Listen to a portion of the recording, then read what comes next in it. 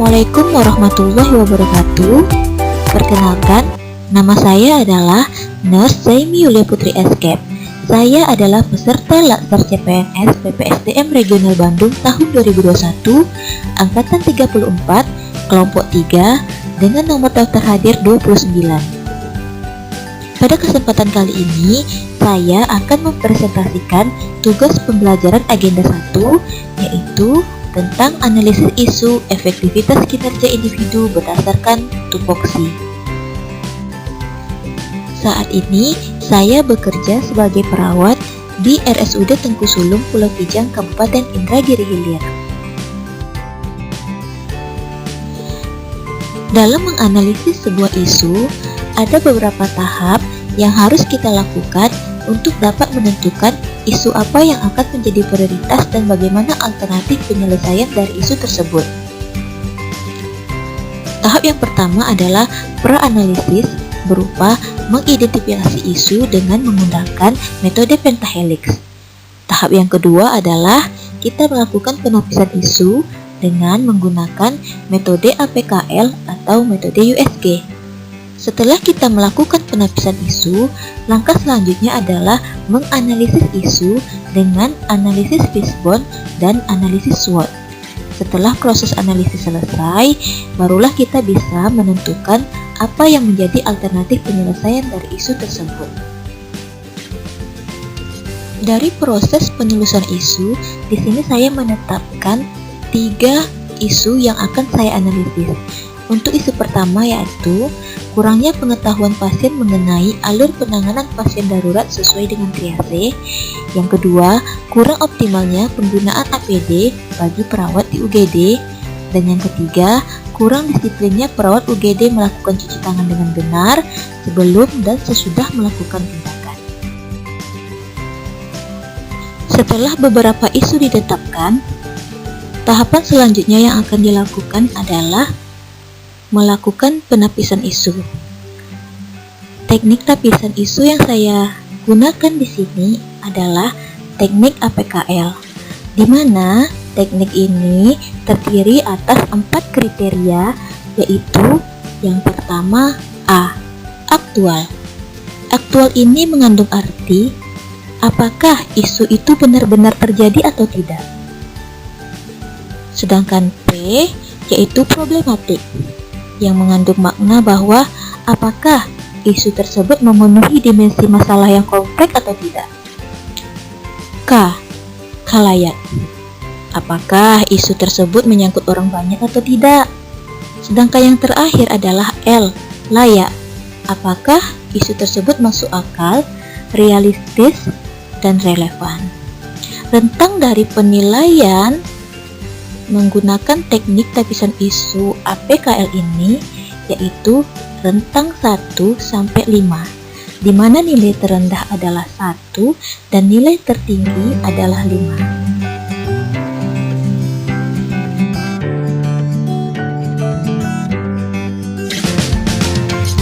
Nah, di sini saya akan melakukan penapisan isu atau penapisan masalah dengan menggunakan metode APKL.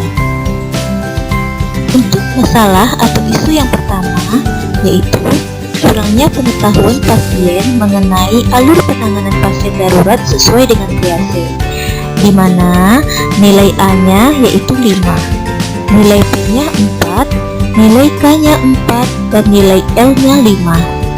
Untuk masalah yang kedua, kurang optimalnya penggunaan APD bagi perawat di UGD, dan nilai A-nya adalah 5, nilai P-nya 5, nilai K-nya 4, dan nilai L-nya 5. Dan yang terakhir adalah kurang disiplinnya perawat UGD melakukan cuci tangan yang benar sebelum dan sesudah melakukan tindakan, di mana nilai A-nya adalah 5, nilai P-nya 5, nilai K-nya 5, dan nilai L-nya 5. Dan dari ketiga masalah ini dapat kita totalkan jumlah A, P, K, L-nya. Untuk masalah yang pertama itu jumlah totalnya adalah 18. Dan untuk masalah yang kedua jumlah totalnya adalah 19, dan untuk masalah yang ketiga jumlah totalnya yaitu 20. Dan dari ketiga jumlah ini, nilai yang paling tinggi adalah untuk masalah kurang disiplinnya perawat UGD melakukan cuci tangan yang benar sebelum dan sesudah melakukan tindakan.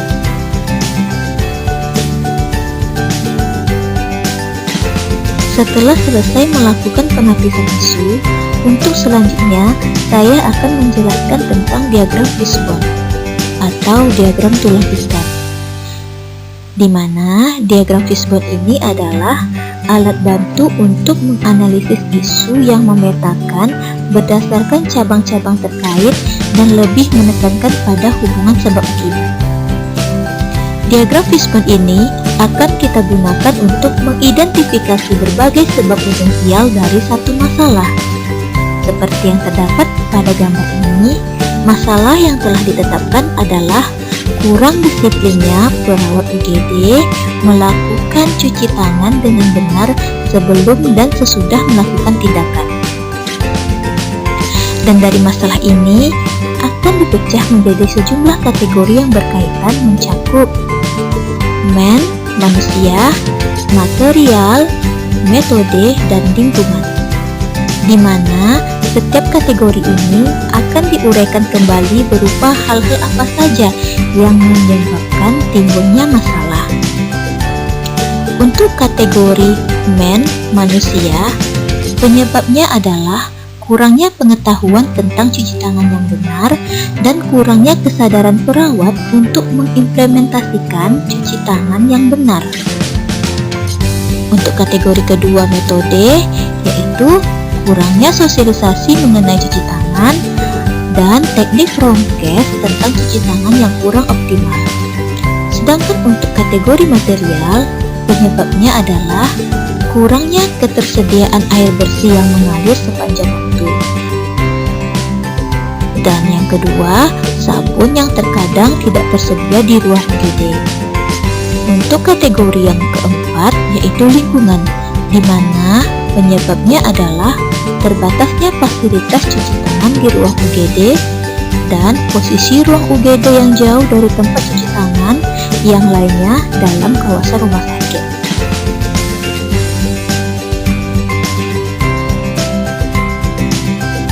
Berdasarkan analisis dengan diagram fishbone ini, dapat kita tarik kesimpulan dan dapat kita tetapkan prioritas akar masalah di setiap kategori.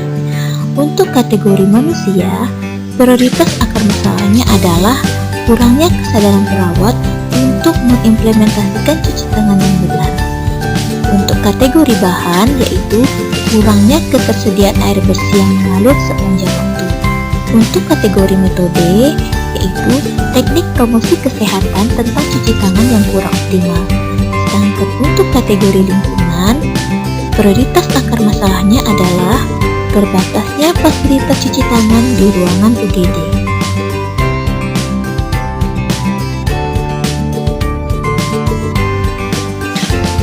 Untuk selanjutnya, saya akan menjelaskan tentang analisis SWOT. Analisis SWOT adalah suatu metode analisis yang digunakan untuk menentukan dan mengevaluasi, mengklarifikasi, dan memvalidasi perencanaan yang telah disusun sesuai dengan tujuan yang ingin dicapai. Analisis SWOT ini bertujuan untuk mengidentifikasi berbagai faktor secara sistematis untuk merumuskan suatu strategi. Dan analisis ini didasarkan pada logika yang dapat memaksimalkan kekuatan, peluang, namun secara bersamaan dapat juga menimbulkan kelemahan dan ancaman. Jadi, dari isu yang telah diangkat tadi, kita bisa lihat apa yang menjadi kekuatan, peluang, kelemahan, atau ancaman. Untuk kekuatan, yang pertama adalah semua perawat UGD sudah memenuhi kualifikasi pendidikan perawat. Dan yang kedua, terdapat SOP cuci tangan yang benar menurut WHO dan Kemenkes RI. Sedangkan peluangnya adalah peningkatan kepatuhan perawat UGD untuk melakukan cuci tangan yang benar sebelum dan sesudah tindakan. Dan peluang yang kedua, mencegah penularan infeksi silang. Di samping kekuatan dan peluang, secara bersamaan juga akan menimbulkan kelemahan berupa bangunan fisik ruangan UGD yang tidak terlalu luas, kurang koordinasi pengawasan antara kepala ruangan dan ruang UGD, dan ancamannya yaitu terjadinya peningkatan penularan infeksi. Berdasarkan hasil dari analisis SWOT yang telah dilakukan, di sini kita dapat menyimpulkan ada beberapa penyebab yang menjadi timbulnya isu kurang disiplinnya perawat UGD melakukan cuci tangan dengan benar sebelum dan sesudah melakukan tindakan.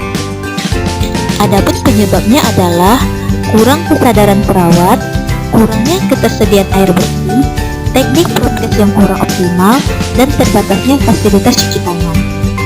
Dan dari penyebab ini, kita akan cari dan kita akan temukan alternatif penyelesaian dan tahapan dari setiap alternatif penyelesaian tersebut. Untuk alternatif pertama yaitu melakukan sosialisasi tentang pentingnya cuci tangan dengan benar. Tahapannya adalah yang pertama, membuat media prokes seperti poster yang akan kita tempel di dinding tentang cuci tangan di lingkungan UGD. Dan yang kedua adalah koordinasi dengan kepala ruangan dan tim PPI rumah sakit untuk dilakukan monitoring dan evaluasi dalam upaya pencegahan infeksi melalui cuci tangan dengan benar. Lalu, hasil apa yang diharapkan dari tahapan ini? Nah, yang diharapkan tentunya perawat UGD selalu mengimplementasikan cuci tangan dengan benar sebelum dan sesudah melakukan tindakan. Dan pihak-pihak yang terlibat adalah perawat, kepala ruangan, dan tim PPI. Alternatif penyelesaian yang kedua adalah memenuhi fasilitas cuci tangan di sekitar ruang UGD dengan tahapan yaitu koordinasi dengan kepala ruangan, tim PPI, dan pihak rumah sakit lainnya untuk menambah fasilitas cuci tangan seperti air mengalir, sabun, dan tempat cuci tangan. Hasil yang diharapkan adalah terdapatnya fasilitas cuci tangan yang memadai dan sesuai dengan kebutuhan. Yang terlibat adalah pihak perawat, kepala ruangan, tim PPI, dan pihak-pihak terkait lainnya. Demikianlah presentasi dari saya. Semoga pembahasan ini bermanfaat ya. Saya akhiri dengan Assalamualaikum warahmatullahi wabarakatuh.